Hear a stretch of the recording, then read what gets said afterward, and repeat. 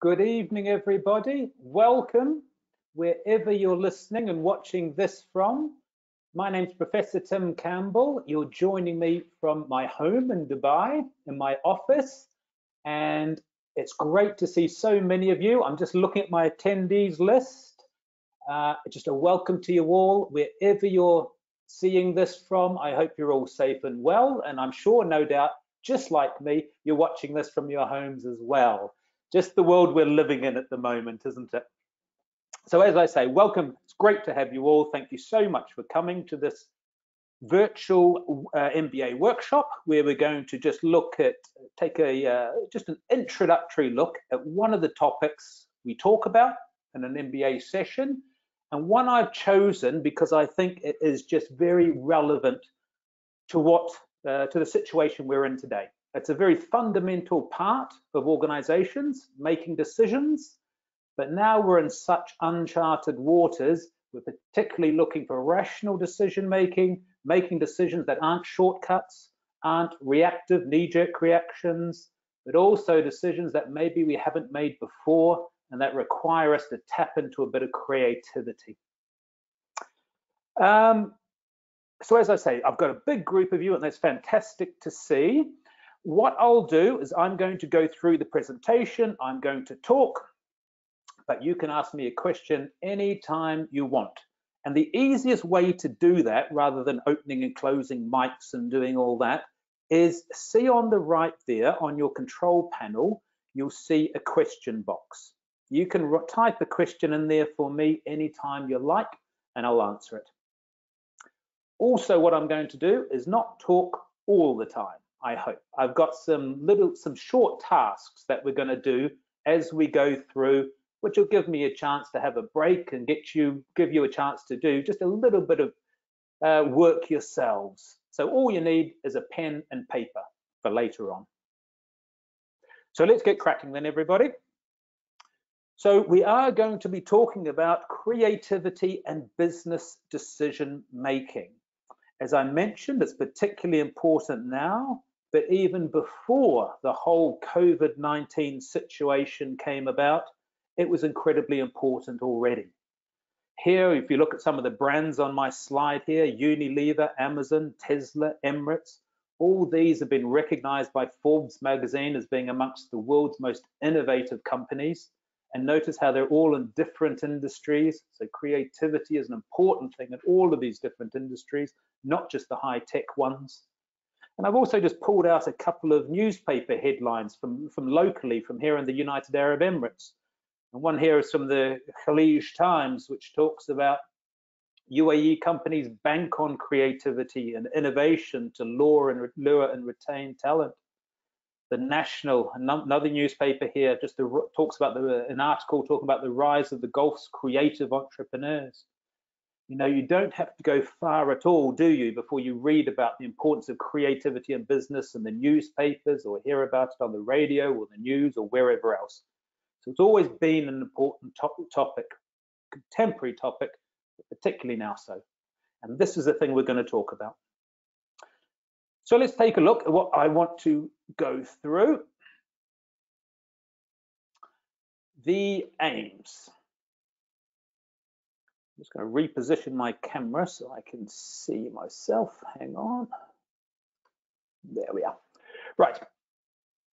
So the aims and objectives of what we're going to look at. So what I want to look at today is to understand decision making in business. We're going to look at why creativity and creative decision making is one of the most in-demand skills in the workplace. And in particular, in the second half, I'm going to look at how we can improve our creativity. We'll do some tasks and a few little exercises to see how creative, your creative potential, and how you can improve it. And our objectives, we're going to look at the difference between rational decision making and creative decision making. And we're going to decide which situations are better suited to either two of those things. Then we're going to move on and look at why creativity is important and those techniques I talked about to help us be more creative. So there's two parts to it. I'm just going to go through one part, then straight on to the next. but they have slightly different focuses. For example, part one is talking about decision making in organizations and the foundations of it. So we're going to go right back to basics. What is a decision? And look at the different models of decision making: the rational model, the bounded rationality, and intuition. And we'll look at the strengths and weaknesses of those. And you're going to find out that all decision making has biases and errors. So for that, we're going to pick on a couple of those as well and see where they creep into our decision making. That'll take, I've said 45 minutes, but probably 30 to 45 minutes, somewhere around there. Then we'll go straight into part two. Again, about 30 or 45 minutes, and I want to just focus on creativity itself, why it's important, and how we get better at it. So let's get on then. And the very first thing I want to talk about is, why are we talking about creativity and business decision making? Well, as I said, decision making is fundamental for organizations. Organizations operate by people making decisions. And it's the effectiveness and quality of those decisions that determine how successful an organization will be. People make decisions at all levels of an organization every single day. Some of them important, some of them less important. But those decisions are going to determine the organization's success, and even individuals within those organizations, their success or failure within them as well, by making the right decisions, or at least as optimal decisions as possible. And the turbulent business environment means we need to think carefully about the decisions we're making and how we can optimize them. It's very easy to take shortcuts and just grab the first solution that comes to mind or that appears, but that's often not the best solution. We need to understand a little about how we can take a more rational approach to making decisions. And my bottom point there is just making that change means making many decisions that are not simply those we've done before. They're those we need to think of new and creative solutions for. So that's why we're looking at the topic itself. So let's dig into decision making a bit more. So individuals and organizations constantly make decisions. They make choices from among two or more options many times during the day. And as I said, there are different levels of importance and intensity.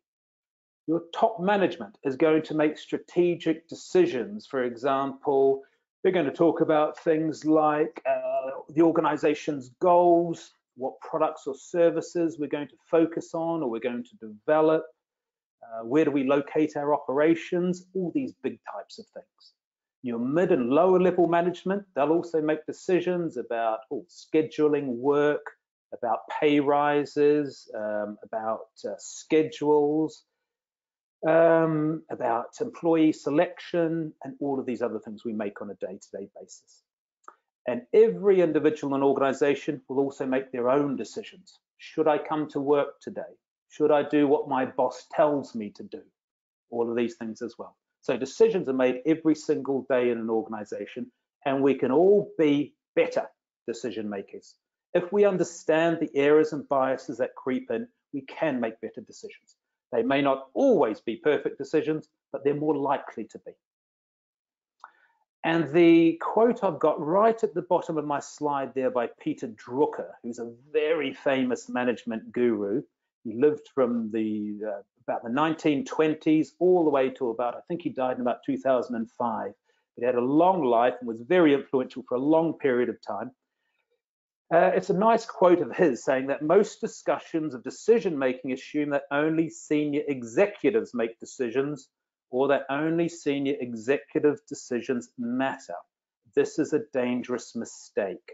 The point he's making is it's not just those strategic decisions that matter, it's the operational ones, it's the mid-level, the lower level, it's all the decisions that matter in an organization. And he also makes the point that if a strategic decision in an organization is to, for example, be more efficient, then everybody in the organization must make decisions based upon that, based on being more efficient. If they don't, the strategy is never going to be realized.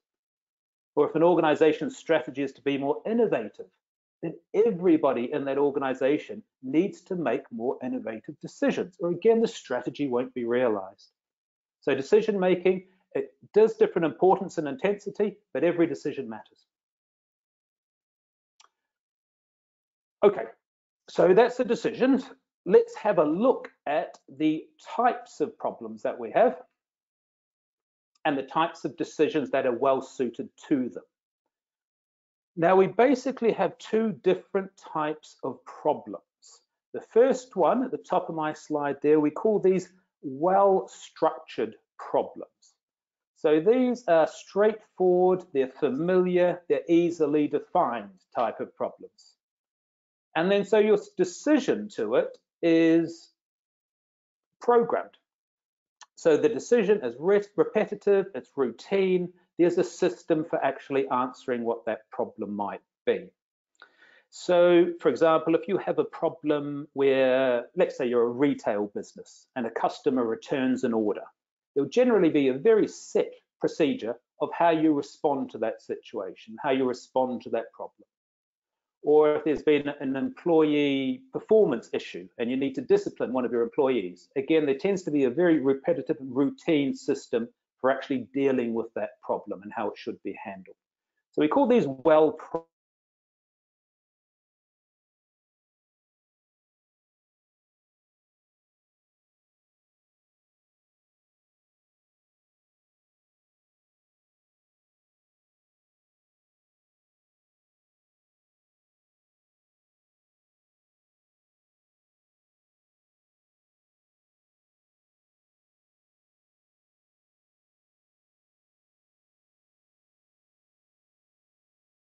probably almost all of our strategic decisions will be. How do we improve employee motivation in a company? How do we improve employee satisfaction? How do we, which strategies are we going to follow? Which services are we going to develop? All of these things, it's unclear or incomplete what the answer to that might be. And I'll give you an example on the next slide to show you what I mean. But what's also important is that there are very few decisions are either fully programmed and problem completely structured, and very few are either completely ill-structured. Most of them, for example, you'll have well-structured problems, but there's still quite a bit of individual judgment involved. Or you might have an ill-structured problem, but there's company policy, or there is certain guidelines available that will help you to solve it. So most problems aren't completely one or the other. They're somewhere on a continuum of these two. Let me give you an example now.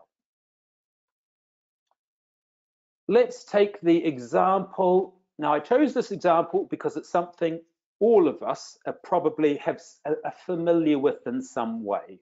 Now, we know that the schools here in the United Arab Emirates and around the Middle East and many other parts of the world have been closed. So let's take an example using a school. Now, let's take an example. One of these schools has been forced to close because of the COVID situation. Now, the sorts of problems that that's going to generate for the managers and everybody in the organization, we can separate more into well-structured and ill-structured problems. For example, a well-structured problem might be how many staff will we need and how much can we afford to pay? Now, that's an important problem, but a very important problem, of course, but it's probably going to come down essentially to a financial decision. Perhaps you're going to decide how many of our maintenance staff do we need, how many do we need to keep the campus going in the absence. You're going to think about your administration staff, you're going to think about your teaching and non-teaching staff, but it's structured, isn't it? At least you're going to have some rational way of making that decision. But bear in mind, there is still individual judgment in that. So it's not completely well structured, but it would more fit a well-structured problem. The next point is, you've probably been aware, lots of parents are saying, give us a discount. Our kids aren't going to school anymore. Again, that's more of a well-structured problem because again, it'll come to very much come down to a numbers type of a problem. So there'll be guidelines and structure to actually answer it. And the third one is probably, what virtual learning environment can we use to deliver the classes? Will it be something like we're using now, GoToMeeting, or will it be some other range of these types of things? Again, that's probably a well-structured problem. The ill-structured ones are the tough ones, aren't they? How are we going to operate? Schools have not been in this situation before. They've not had teachers, many of whom have never had any experience of teaching online before. How are we going to operate? How will we keep the students? Why don't they just leave and be homeschooled or whatever else? How do we make up for lost revenue? How can we differentiate from what other schools are doing to make us look better? Essentially, how can we survive? So you see the differences in problems here, well-structured and ill-structured problems. And there's two different ways of solving them. That's the key thing. But your first task is to differentiate between those two. Right, let's see if we can use the question box. I've got a task for you. Think about a local restaurant that's been forced to close because of COVID-19. So the same situation. Give me, just type in your question box there and I'll read them out. And let's decide on whether they're a well-structured or an ill-structured problem. Have a think about that just for a minute.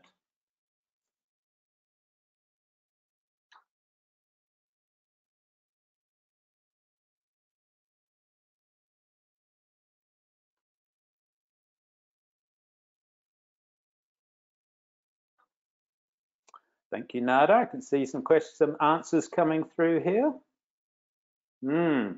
Yep. The first one I've got from, how can we deliver to the customers? Now, that to me, your ill-structured problem is how are we going to survive as a restaurant in this period of time? Now, your answer to that means we go to delivery only. And then what the question is here is, how are we going to deliver them?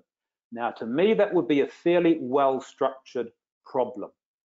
You're going to decide, do we use one of the platforms? Do we use Uber Eats or Kareem Now or whatever these things could be? If we do, how much are they going to be? Oh, I've got lots, and these types of things. So there'll be some reasonable guidelines to answer that. But largely saying, how many staff are required? Again, pretty well structured. We're going to have to work out how much money we've got. We'll project how much we're going to have revenue we're going to come in, how much we've lost. By that, we're going to be able to make some sort of assumptions to our staff numbers.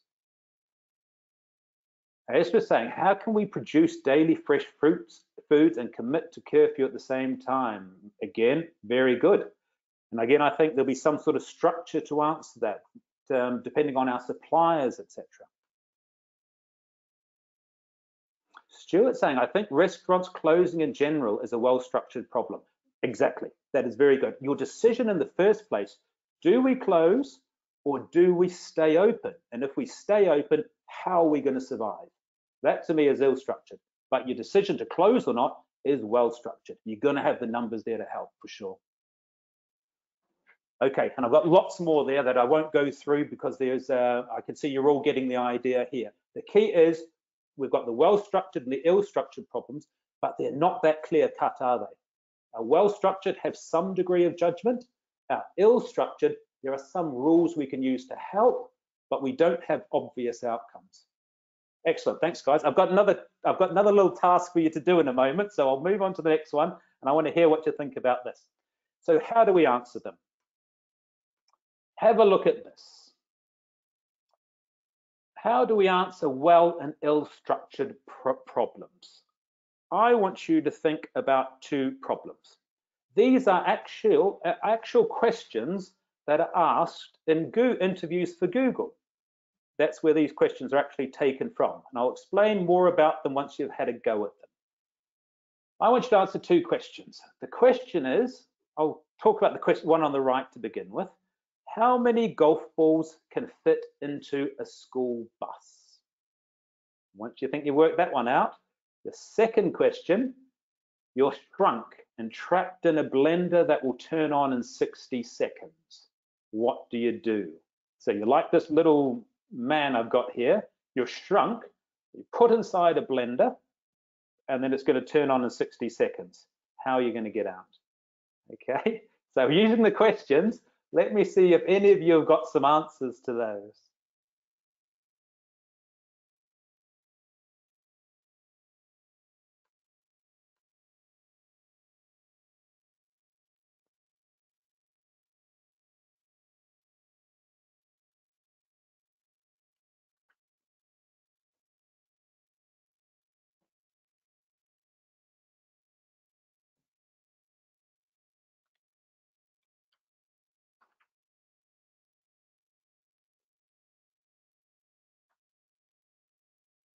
I've got no guesses yet. Oh yeah, Ezra's had a go.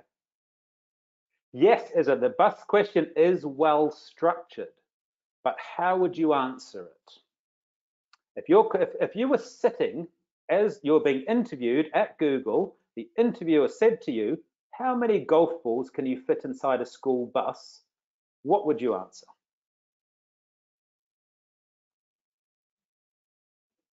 Aha, Ahmed had a guess. 60,000. Well done, all right. Nada's saying, as many golf balls as I can afford. Oh, I like that one, yeah. All right, I'll put you out of your misery. Here are some answers on the next slide that people came up with. Okay, let's start with the first one. How many golf balls can fit inside a school bus? Assume about 500,000, assuming the bus is 50 balls high, assuming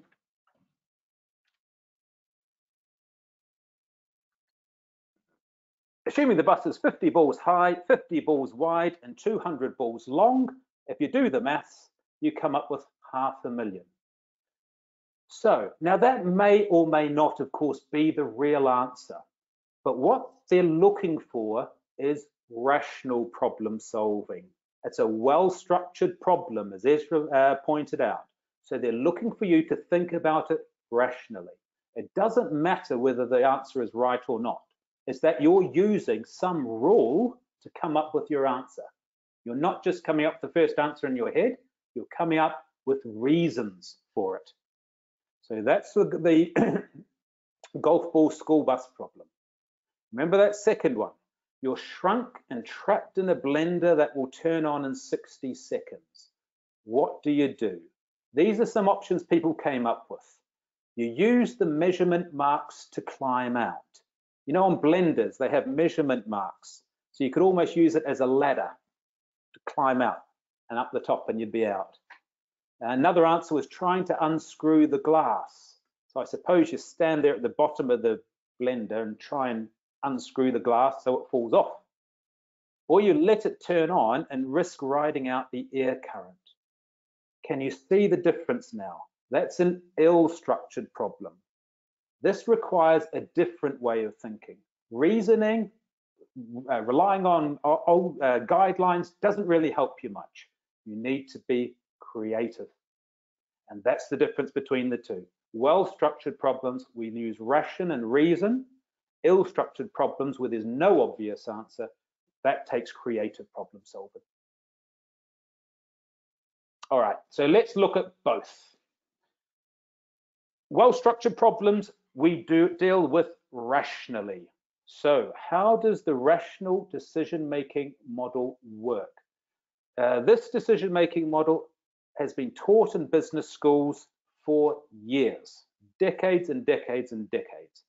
And although it's taught, there's different, there can be more or less steps and there's different variations of it, the basis is always pretty much the same. To make reasoned, rational decisions, we should define the problem, that's your first step. Then you identify decision criteria. These are your options, what's important. You then allocate weights to the criteria. Let me use an example, make it easier. Let me say your problem is you want to buy a new car. You haven't got a car. That's the problem. You need to make a decision on a new one. That's your first step. Your second step is the decision criteria. So you might think the brand is important for me. I want a Jaguar, or I want a, I don't know, a Rolls Royce if you've got lots and lots of money, whatever. It might be the brand, it might be the price, it might be the quality, it might be how many doors it has, whatever. But those are what you make your decision criteria on. Step 3, all of these criteria aren't equally important. So you have to allocate weights to them. Maybe the brand is the most important, you give that 10. Maybe the price is second important, so you rank them out of 10. Maybe that's an 8. Maybe the number of doors is a 6. So all you're doing is deciding which of your decision criteria is most important and which is least. Then you develop your alternatives and you come up with maybe 10 different cars. It's a simple mathematical calculation. you get the best alternative. Let's go back to our school problem and show you what I mean by that. This is how we would deal with a well-structured problem rationally. Now, remember I said one of the well-structured problems for schools going purely virtual online was which platform would you use to teach? So that's our problem. In the second step, we identify the decision criteria. What's important to us? And this is a very simplified example. So we might think this platform needs to be user-friendly, it needs to be at the right price, and it needs to be reliable. It needs to always work when our teachers want to use it. So then we allocate weights to the criteria. As I said, each of these won't be equally important. We might think user-friendly is the most important, so we give it 10, a ranking from 1 to 10. We might think price is the next most important thing, so we give that an 8. And then we think it must be reliable, we give that a 6. Then we develop our alternatives. Let's say we've got GoToMeeting, WebEx, and Zoom. We now evaluate them using our criteria. It's simple maths now. So my example here, I'm just using GoToMeeting. We've said it must be user-friendly. We've had a go at a GoToMeeting. We think that's about an 8. So we say 8 and we multiply it by our criteria. We said it was a 10, most important. So that gives us 80. We've looked at the price and we think, again, out of 10, that's about 6. And then we multiply that by 8, which was the importance we gave to it. And then we do the same thing for being reliable. We think it is very reliable. It's a 10. It's not our most important criteria, so we multiply by 6. And it gets a score of 196. We then do exactly the same thing for WebEx and Zoom. The one with the highest score, that's what we choose. So you see how rational this process is. And ideally, in a perfect world, if we did this for our well-structured problems, we would always get the most rational decision. However, that's a perfect world. We live in the real world. It is not possible to be completely rational. It's not possible. If I go back to the previous slide, let's look at the shortcuts we made when we looked at this problem.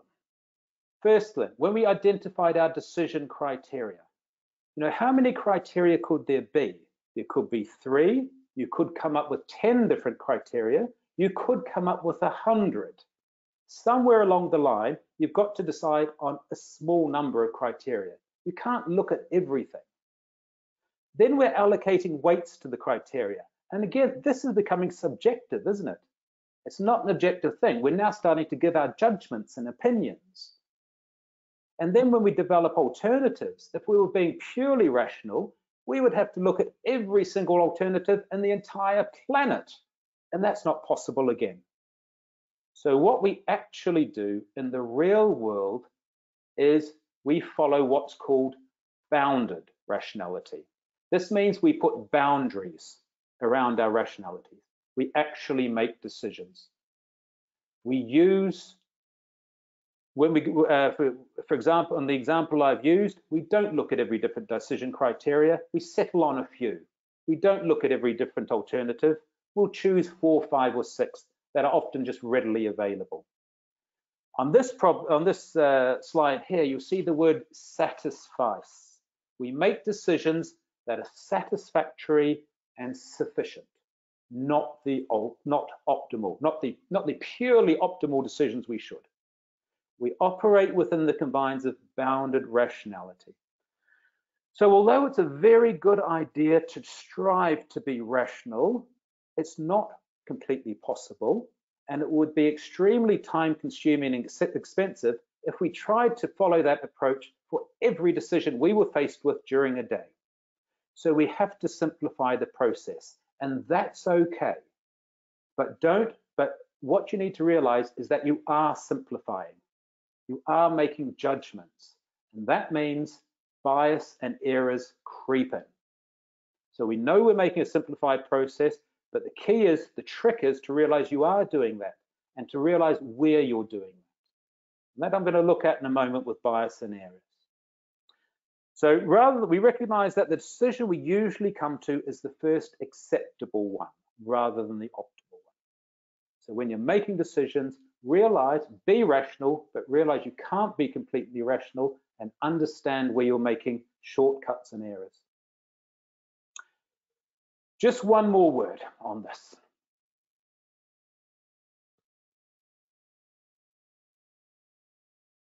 By the way, I just scrolled down my questions, and I just saw a response to that on how do you get out of the blender? And Stuart saying you hug the blade. Hug the blade of the blender. You'd be going, that's a great idea. But who knows? It's a great creative idea. It could work. That's the great thing about all structured problems. Anyway, back to what I was talking about. So we make decisions using bounded rationality, so errors creep in. What about intuition? These are the decisions we make when somebody says, you know, I've just got a good idea. We solve the problem doing this. Or if you're in an employment interview and somebody walks in, you say, yes, that's the person for the job. There's no real rationale to it. It's just off the top of your head, that's going to work. Or you think about a product you're developing and you think, you know what everybody needs? It's this. Or entrepreneurs will think about a business and they'll think about, they'll often talk about, I just woke up in the middle of the night and I had this brilliant idea and it was this. That's what we call intuition. This is an unconscious decision-making process that's created from, it's not completely irrational because it's from experience. Although you might think it's a completely new idea, it will often come from somewhere in your head, some experience or distilled experience that you've had in the past. Is it useful? Well, for most of the 20th century, we believed, and researchers believed in business organizations, that intuition should be completely avoided. It was irrational and it was ineffective. Then there was a period of time where people thought, you know what, there might be a place for intuitive decision making.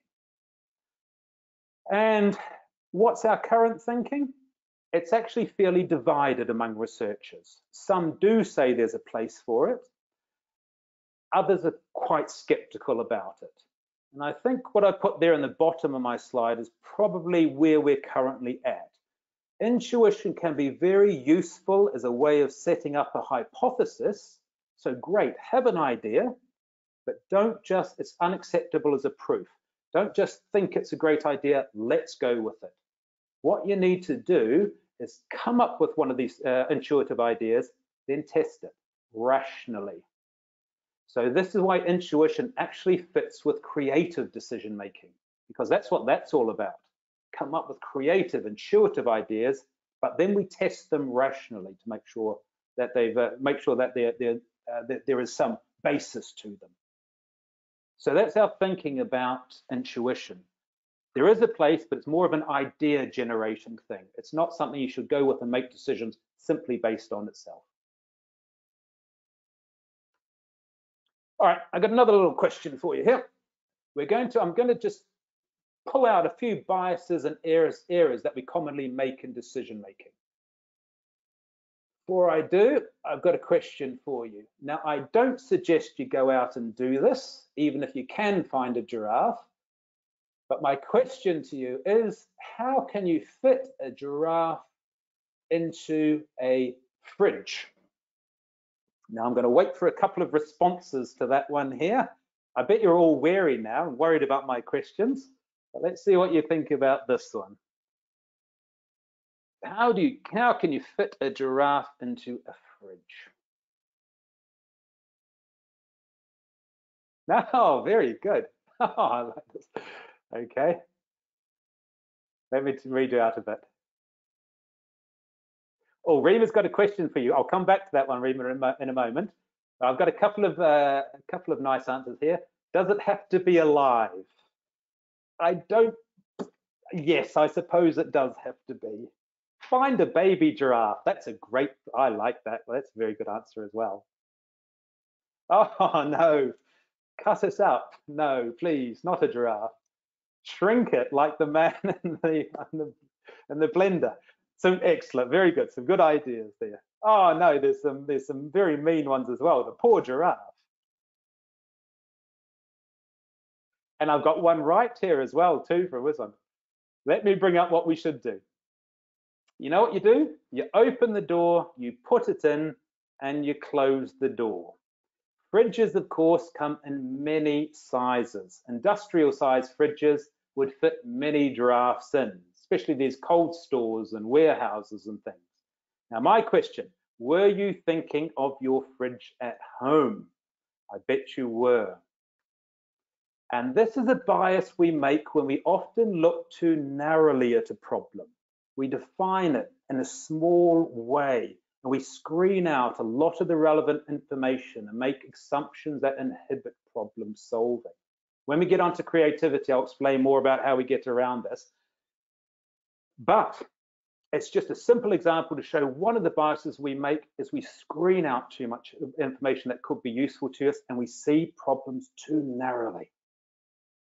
And I said, I just want to quickly come back to a question Rima had here.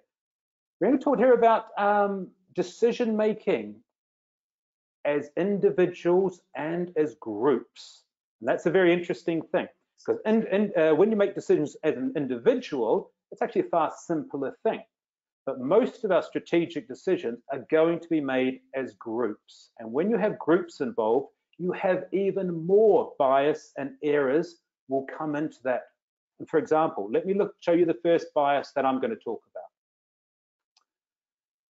If we recognize what creeps into decision making, one thing we find is an escalation of commitment. That's when someone stays with the decision even when the evidence is quite clear that it's wrong. And this tends to happen, is most likely to occur, when that individual, that person, has made a decision. They'll tend to stick with it, even though the people around them or other information is saying, no, look, it's time to change course, it's not working. But that individual often escalates their commitment to the decision because they feel they're responsible for it.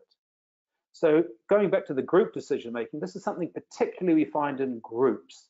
Somebody feels responsible for it, or a few people in a group feel responsible for this decision, and they'll see it through regardless, even if other people are saying, look, it's not going to work. So recognize when that's happened. We need to review our own decisions and think to ourselves, you know, you can stick with it, but there's a point where it's not worth sticking with anymore. The evidence is against it, and that's the time to step back. Another bias we have is anchoring bias. That's when we fixate on initial information as a starting point, and we don't adjust when other information comes in. It's like, we call it anchoring bias because it's like an anchor of a ship. You know, your ship will put down an anchor, and so it's stuck to one point in the sea. And we find in decision making, the early information, especially if it's numbers, tends to get too much attention. You'll see this in negotiations. When you negotiate with somebody, or groups negotiate, as soon as a number is mentioned, that tends to anchor the discussion. For example, let's say you want to sell a car, and you want to sell a car for $20,000. And then somebody comes along and you're negotiating about selling your car, and the person says, I'll give you $2,000 for it. They're the first person to mention it. But in your head, you've got the figure of 20,000. You're likely to go down because that initial figure anchors where the conversation and when the numbers will revolve around. So this is anchoring bias, fixating too much on the initial information. By the way, when you're going for salary increases and you're talking to your boss, bear this bias in mind.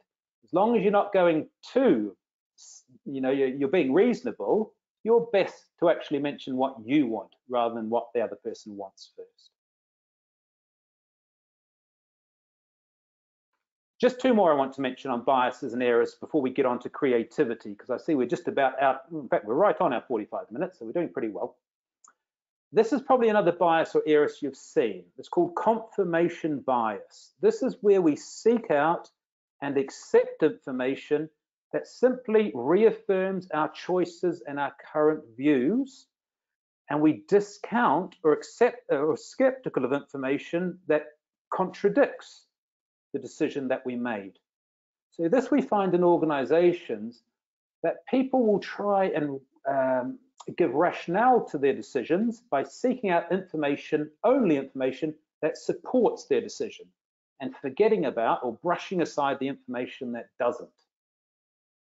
And my last bias is availability bias. This is the tendency of people to base judgment on information that's readily available. So for example, if we're following the rational decision-making process, we're generating alternatives. Often what happens is we pick 2 or 3 alternatives that are close at hand, that are available, that we've used before. That's availability bias, not going beyond that. So that's just 4 of these biases that we have in decision making. There are many, many more. So that's part 1, where I wanted to look at rational decision making, just decision making in general, and the errors and biases that creep in. So just as a summary to that, rational decision making is very important in organizations, and it always will be. And it's how we solve well-structured problems, and it gives us guidance on how we should make creative decisions as well. But we bear in mind that we simplify things as humans. We create judgments, we have biases and errors, and we need to recognize where they creep in. If we do that, we'll be and make better decisions. That's the key thing. Let's get on to creativity, because I've got a couple of nice tasks I want you to do with this. So why creativity firstly? So now we're talking about how do we solve those ill-structured problems, those tricky ones, those ones that don't have a clear and obvious solution, and we don't have a great deal of information about how we should solve them. That takes creativity. Now, why is creativity in general important? It's important in every single field. Science, business, art and design, philosophy, humanities, everything, from all professions, from CEOs, even to gardeners, if they want to do their jobs better. And it's crucial for careers and crucial for personal lives, for people as well, that they can actually make more creative and innovative types of solutions. And the Global Talent 2021 survey ranked creativity as the most sought after interpersonal skill for managers. Businesses are looking out for these things. They want creative people. Now, a generation ago, businesses did not particularly want creative people. A generation ago, you would do what your boss told you to do. And if you came up with a brilliant idea, the boss would probably squash it or say, look, don't bother about that, do what I'm telling you. But with globalization, politics, technology, change happening, this has all meant it's a far different thing in organizations now. Organizations want people at every level to think, how can we do things better? How can we improve things? How can we do things differently? It's now become a crucial skill, because if organizations want to keep up with their business environment, when I talk of business environment, I mean the political, economic, social, technological forces, these rapidly changing forces. You can't keep doing the same things every single day. You've got to change to keep up, and change requires creative thinking. We're now in the 4th industrial revolution, which is all about merging the physical world with computers, with the digital world, and with biological processes. And we talk about artificial intelligence and nanotechnology and all of these things, and quantum computing and all of these clever things that I know very little about. But what I do know is that for these things, we need creativity. And for everybody else to keep up, we need innovative and creative solutions. So that's why everybody's looking for it. And even industries in traditionally stable environments are facing change. A great example is British universities. UK universities did the same thing, and some of the older universities, for hundreds of years. Students would come to the university, sit in a classroom, they would be funded, paid for by the government, and they would be taught. That was the model for hundreds of years. In just the last 20 years, students now have to pay to go to university. The funding has changed a great deal from the government. So there's been political change. Technological change is happening so quickly that universities that now don't offer virtual and online courses are being left behind. So there's all sorts of things that are happening to even traditionally stable industries. So it's not just for entrepreneurs, it's for everybody to make the continuous improvements and understand how this works. I said I wanted to give you a test. So now I want to talk about creativity. I want to talk about creative potential. Now, I said to have a pen and paper with you. So if you just got a scrap of paper, or just bring up a Word document on your computer or whatever you like, it doesn't matter. I'm going to time you, and I'm going to give you 5 minutes to complete a test of creative potential and divergent thinking that was created by Guilford in the 1960s. It's called the Alternative Uses Test. So in 5 minutes, I want you to think of as many possible uses for a paper clip. And your time starts now.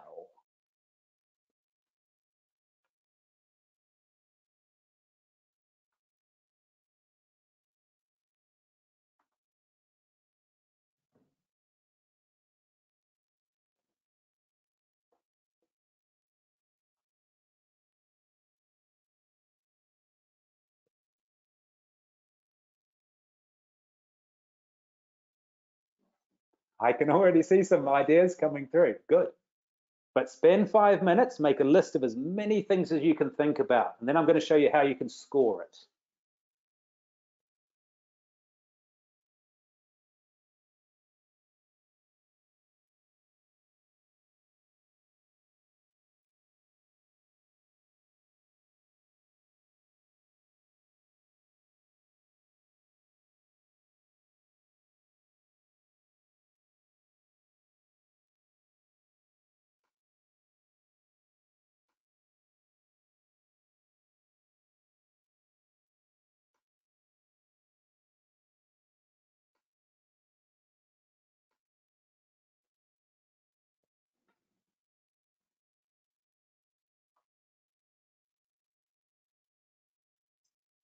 You've got 3 more minutes.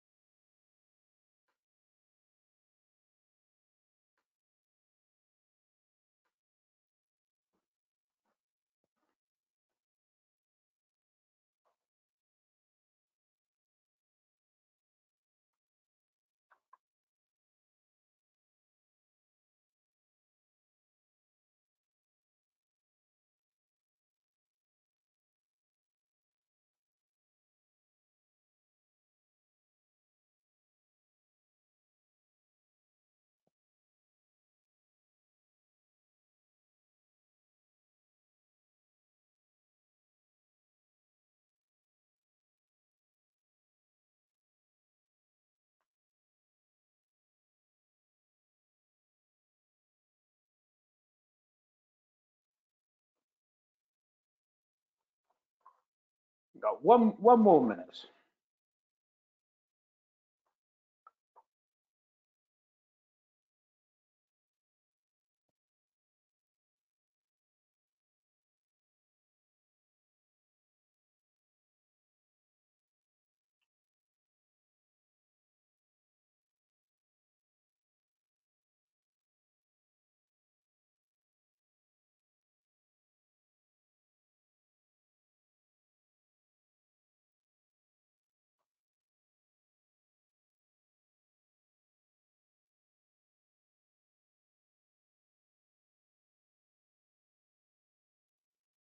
I'm seeing some really good ideas here.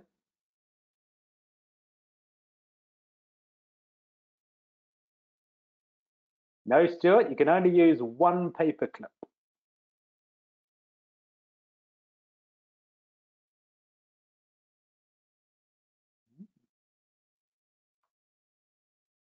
All right, time's up. So now I want to show you how you score your list. So I'm going to bring a list of somebody who's done this before. I'll bring it on the screen. There we go. Hopefully you'll be able to see my Word document. So this person came up with the alternative uses, said you could use a paper clip to hold papers together as cufflinks. You could use them as earrings. You'd look very strange going out on the with those as earrings, but I don't know, maybe it's fashion these days, I don't know. You could use it as a toy mini trombone, thing you use to open your phone SIM card slot, and I saw a few of you got that one as well. Keeping your headphones from getting tangled up, or you could use it as a bookmark. So this test will look at 4 different dimensions. The first one is called fluency. So that's simply how many uses did you come up with in 5 minutes. If you came up with more than 10, you're doing very well. So that's your first measure. The second measure is how original are your ideas. So as it says here, how uncommon are the uses? So from this list here, earrings would be more uncommon than holding papers together, for example. So if most of your answers are original, then that's even better.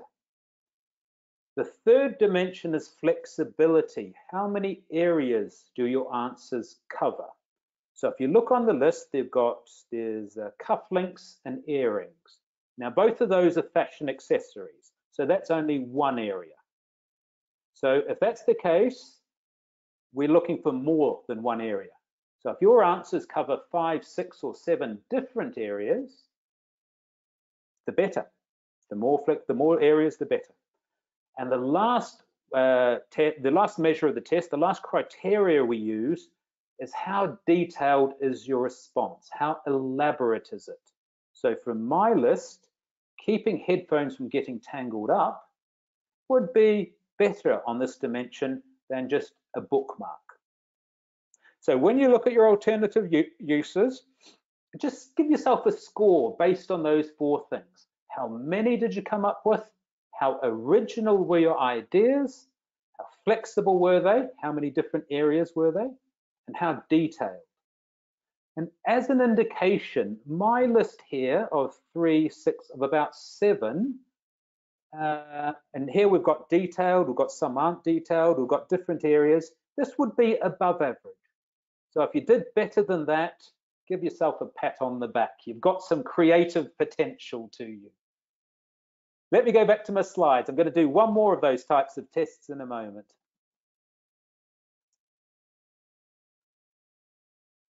There we are. Back to my slides. And by the way, looking at my list, I could see some, I love the use for fishing. Thank you, Rima. I think that's my favorite. I can just imagine using that for fishing. But these are great. This is exactly what you should be coming up with. It's all about creative. It's not being, remember the giraffe problem, how we become too compressed in our thinking. Now it's all about divergent, creative stuff. So that's all really good stuff. So there's 3 steps in our model to creativity. The first is, and to be more creative, the first is the causes of creative behavior, and that's creative potential, which I'm going to talk about in a moment, and which we just had a small measurement of. And what also causes creative behavior is our environment at work, for example. Then the behavior itself, it's all about problem formulation, information gathering, idea generation, and evaluating those ideas. All of those 4 steps as a creative process. But bear in mind what I said before. All of these ideas we do come up with, we need to evaluate them, again, using the bounded rationality model. We can't just come up with any old idea, then we say we go with it. We come up with as many ideas and as much information and ideas as we can, but then we need to evaluate them in a somewhat rational way to come up with something that can work for us. And then the last step is we actually need some innovation, something that's novel and useful. So let's start with the creative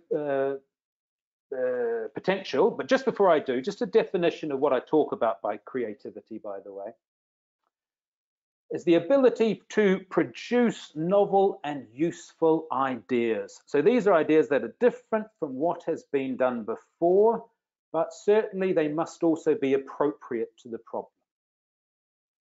And often we talk about creativity and innovation. Just note that innovation is that's the implementation of the ideas that you generate from the creative process. So you can have creativity, of course, without innovation. But the idea is we have creativity that leads to implementation. Back to our creative causes of creative behavior. So creative potential. We all have creative potential, but as I put in brackets there, not many of us have as much as somebody like Einstein, I'm afraid. Now, there have been many, many different studies that have looked at this, and they often give us different results. But just to give you an idea of the sorts of results we get, there was a study, a lifetime study of 460 men and women that's quite well cited and quite well known. And they found of their sample, less than 1% were exceptionally creative. So exceptionally creative people like Einstein, they are rare, less than 1%.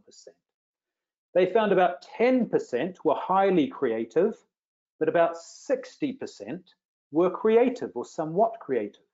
So what it shows us, for the vast majority of us, we do have creative potential.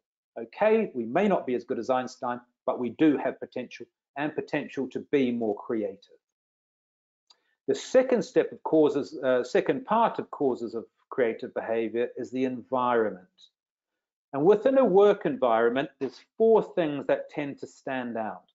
People need to be motivated to be creative. And these ideas need to be recognized and rewarded.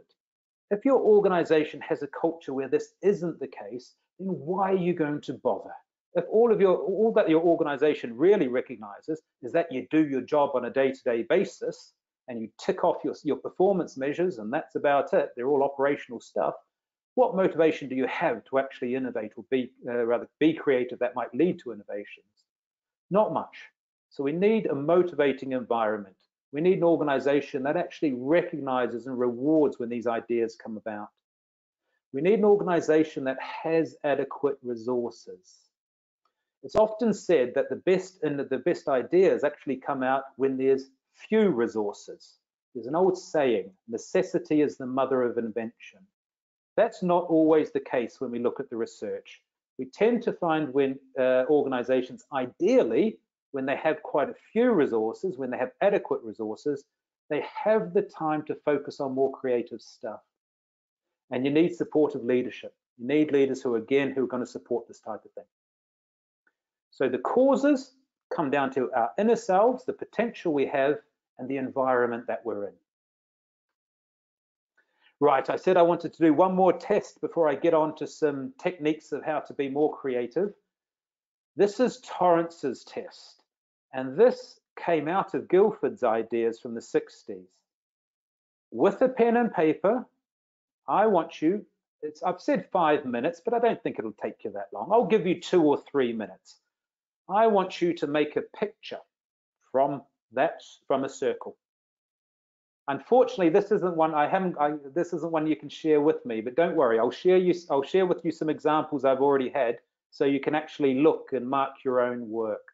2 or 3 minutes, just get a piece of paper, draw a circle, then I want you to make a picture out of it.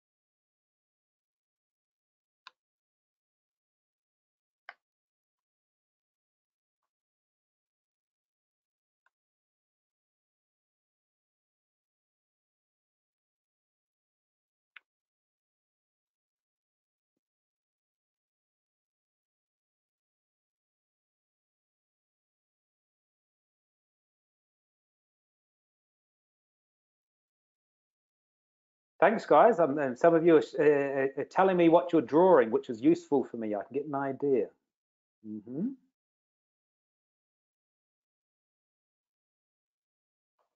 Let me give you another minute just to finish off your masterpieces.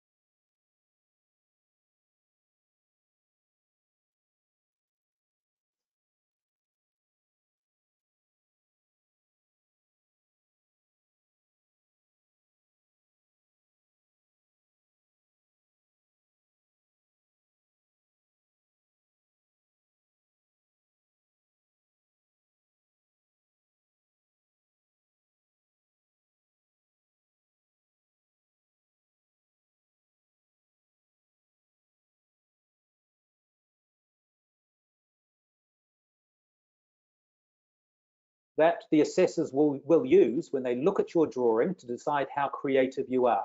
I'm just going to look at 5 and have a think about what you've drawn and how it compares to these criteria.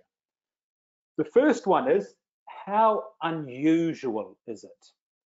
And if we look at the samples we've got here, the most usual thing people will do is draw a face. So if you've drawn a face, you don't score too highly on that one, I'm afraid. If you've drawn something more unusual, like in these examples on the top right, you've got, I think that's supposed to be a hamster going around in a wheel. And I like that one that's got it's got a dog with one of those, you know, when dogs are ill and they put that thing around their head so they can't lick their wounds. They're unusual, aren't they? And you'll see some other ones here. So your first tips, look at your drawing, think, how unusual is it? Did I do something different? The second criteria, is it simple or is it complex? The more complicated it is, the better. So on this one here, again, the faces won't be particularly complex. The one on the left, second from the top, I honestly don't even know what that is. Maybe it's a wheel or something, but again, it's not very complicated. Whereas we've got the map of the world, which is quite, and the other two on the right there are quite complicated things. The next thing, Did you add any movement? By that I mean, if you ever look at cartoons, they'll do little their drawings can show movement, some standing up or whatever.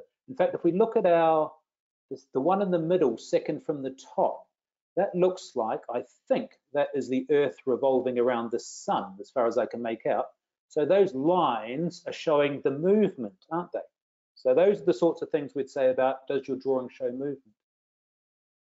The next one, did you break the boundaries? If you did, that's good, you're more creative. If you stayed within the circle, that's less creative. And the last one, as I said, there's actually 13 different criteria, but of the 5 I'm looking at, the 5th one is it complete? Did you finish your drawing, or is it a complete drawing, or is it only part of the drawing? So have a look at what you drew and think about it on those 5 criteria. Is it unusual? Is it complicated? Does it have movement? Did you break the boundaries? And is it complete? That will mean you score higher in your creativity test.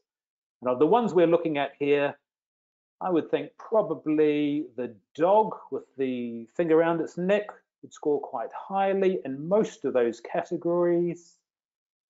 The face down the bottom a little bit, at least it's broken the boundaries, but it's not particularly unusual. The one orbiting the Earth orbiting the sun, that's quite unusual. It's got movement, so there's something to it. Anyway, you get the idea. Have a look at your own drawing, see how creative you've been. Okie doke.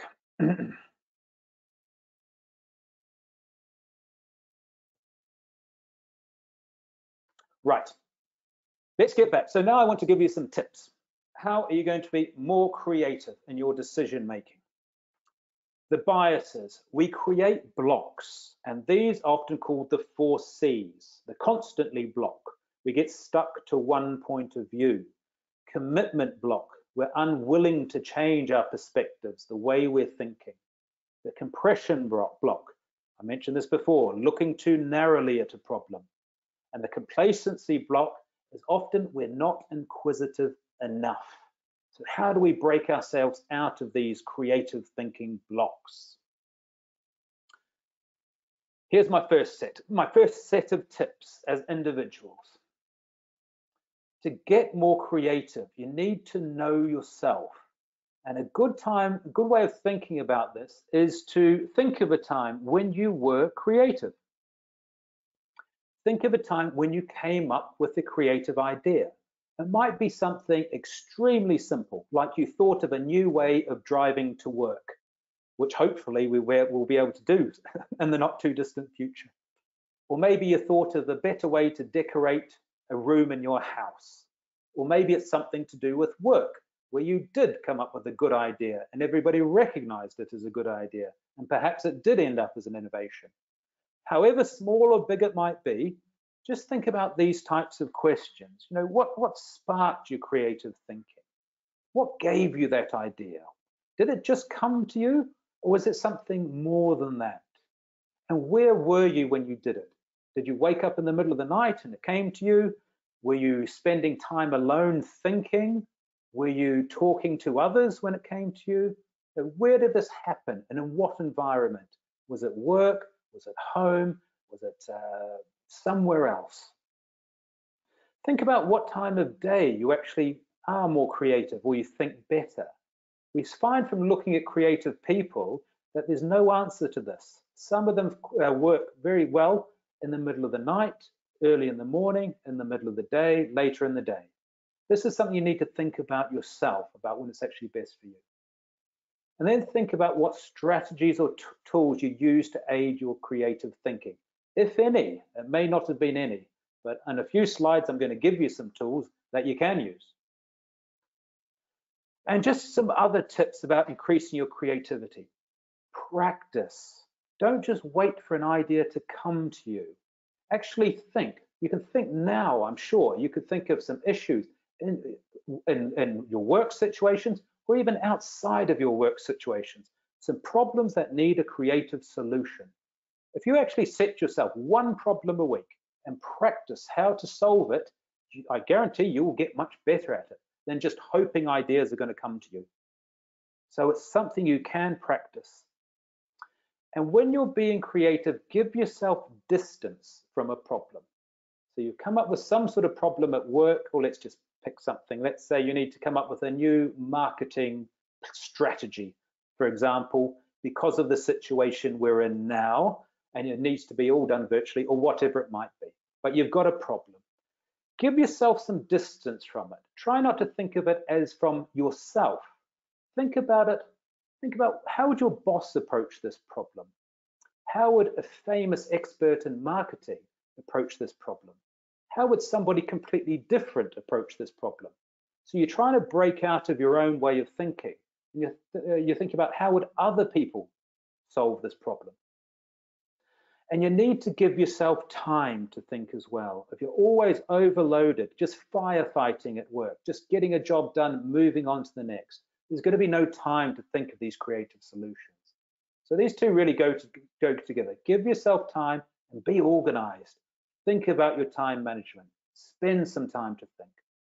And educate yourself, as you're all doing right now, about what can I do to actually help me come up with more creative solutions. A very simple one technique. So there are things for you to think about, tools that we can use. I'm sure you've all seen mind maps before. I'm surprised more people don't use these. I see them used in schools, but I very rarely see adults use these, but I think they're great. So this is when you put the issue right in the middle of your piece of paper, and then you put your subtopics around it, and then you link them. This is a great way to break you out of just thinking about the problems and looking at the causes and effects. There are, of course, many different variations of this, but this is the basic way you can think about it. What about when you're in groups? I bet you've all tried to brainstorm at one stage or the other. But brainstorm rather, one or the other. Oh, I'm just going to stop for a minute because Manib's come up with a really good point here. I'm sure she won't mind if I read it out. Through my experience, one of the most important ways to raise the rate of creative thinking is to help your child solve problems so that he does his best and reaches the point of passion for it. That's an excellent idea. Give him a solution to the problem, and you will see how his creative thinking develops. That's a really good idea. And it's strange, it's coincidental that you mentioned children. Children are far more creative than adults. We know that. And the reason is children, especially young children, they're not scared to say anything. It could be humorous, it could be bizarre, it could be insulting. It doesn't matter to them. But as we get into adulthood, of course, we realize we filter these things out. We realize what we should and shouldn't say. All these barriers I talked about then start to constrain our creative thinking. So that's a really good idea, Manib, and we do have a lot to learn from children. They're very creative people. Now, anyway, back to the groups. Brainstorming. I bet you've all tried this, and I bet you all think it's a bit of a waste of time. And if it's done incorrectly, it is. You'll go to work, your boss will say, let's have a brainstorming session. And all that happens is a group of people come together and shout a few ideas out that were pretty obvious ideas anyway, and were probably ones your boss wanted to hear. And you'll have a couple of people who probably dominate the conversation. Some people don't say anything, and you go away and you're not really much further ahead. If you're going to brainstorm properly, there needs to be rules to it. You need to create ground rules that everyone must contribute. Get those quiet people to say something. The ideas don't get criticized no matter how unconventional that they are. Now, I realize this, you really need the right organizational culture for this to work. Some organizational cultures that are quite blame focused or rule focused, this can be difficult. But if you've got the right organization or team culture, it can work. You've got to have trust that people can say everything, they can contribute and won't be criticized, whatever. And being considerate. So think about when you brainstorm ground rules, and don't just say, let's have a brainstorming session. Start it off with, these are the rules, and think carefully about the people who are involved. If you have power differentials, that can create a problem for brainstorming, because people just say, you know, they're going to be scared of what their boss might think of them. So it can work, but just think about it. I think a great idea is what we call role storming. Very similar to brainstorming, and this was developed by a chap called Rick Griggs back in the 80s, but involves each member of the group taking on the role or character of another person. So this helps because it makes people feel less conscious that they're themselves and what they're going to say is their own ideas. They can say, no, this is what such and such, this is what their idea is. And it offers the opportunity to see things from a different perspective. So you sit people around in a group and then you decide on a character. And think about, how does my character view the world?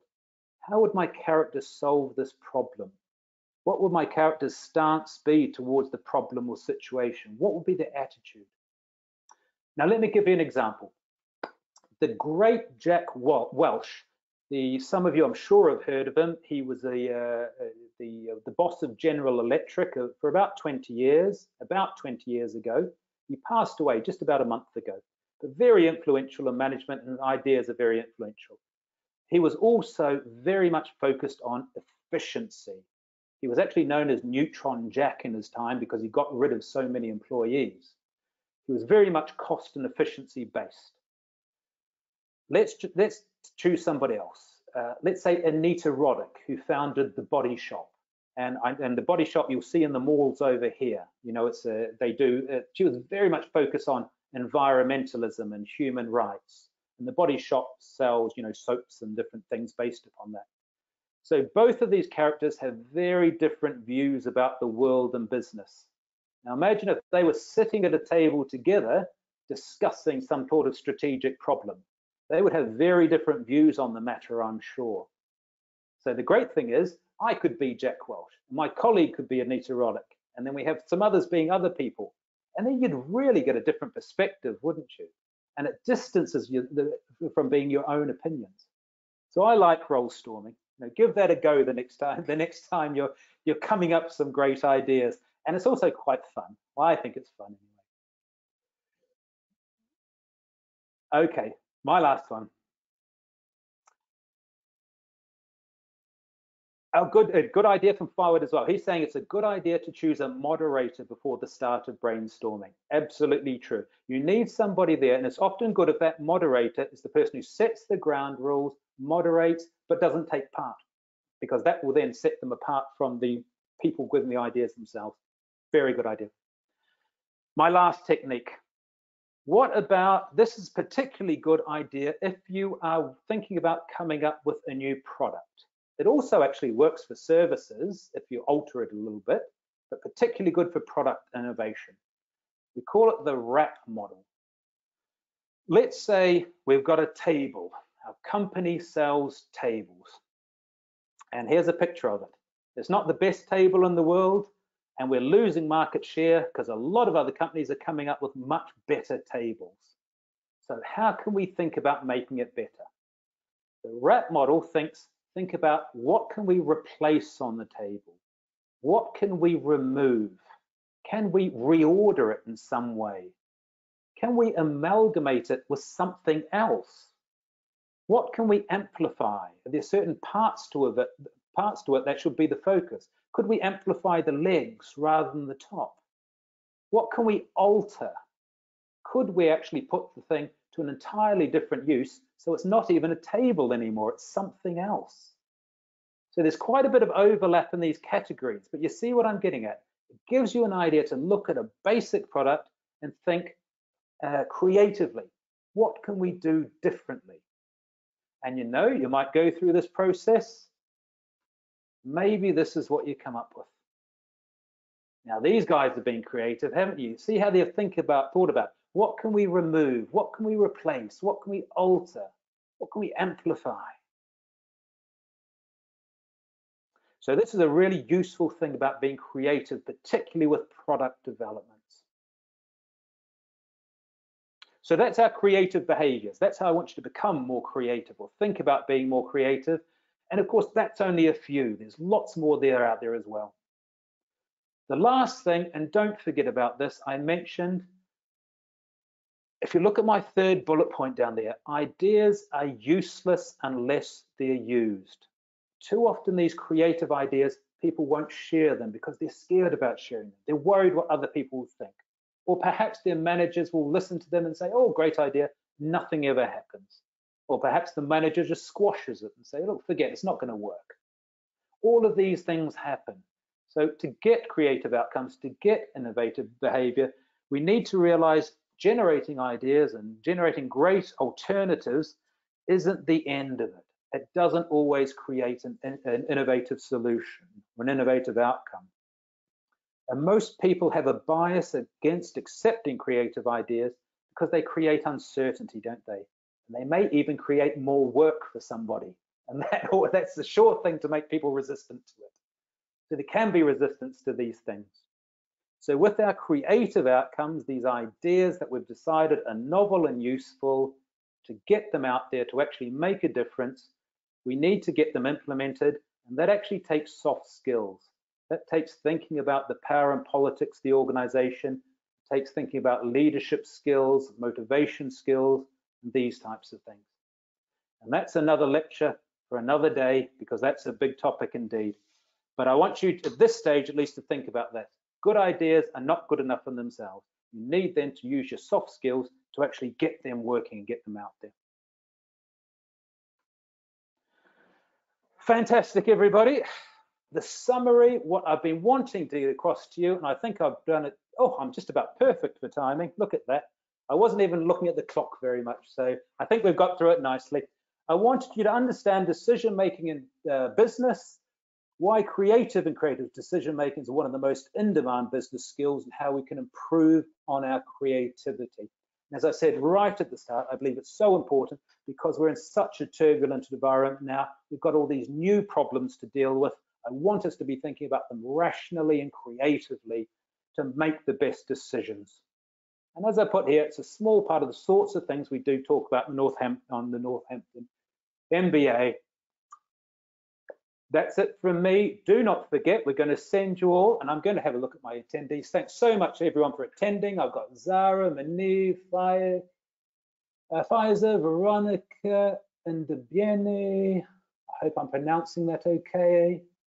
Balaji, Ahmed, Esra, Rima, Stewart, Kashif, Venus, Faisal, Victoria, Rizwan, Fawa, Luai, Nada, Maha, Wijdan, John, and Wada. Thank you so much to everyone for coming. It's fantastic to talking to you. Don't forget, we're going to send you all a certificate of participation from the University of Northampton. I hope you enjoyed the session. I loved reading your answers to some of those tasks that we did. I really hope you learned something. But of course, if ever you want to get in touch and ask me a question, you can always just send me an email. So thanks so much for listening, everybody. And I'm going to say good night wherever you are. Stay safe and well.